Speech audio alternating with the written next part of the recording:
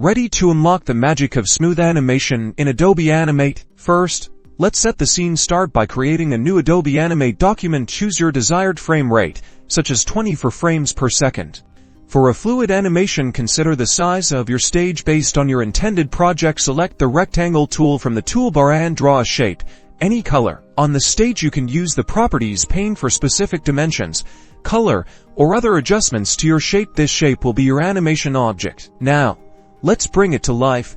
In the timeline, right-click on frame 30, or any frame. After the first frame, select Insert Keyframe. This new keyframe marks the end of our animation. Now, click on the first keyframe, select the shape, and change its position on the stage. You can also change the shape's color, size, or rotation in your first keyframe. Now, click anywhere between your two keyframes. Right-click on the timeline and select Create Classic Tween. Watch the magic happen.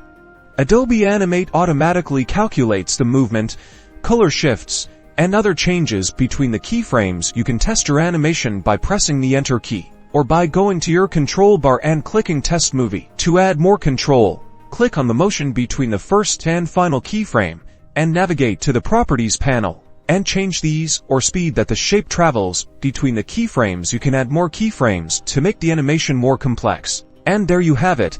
With classic tweening, you've transformed a static object into a dynamic animation. Experiment with different shapes, positions, and effects to master this essential animation technique. Now go create some stunning animations.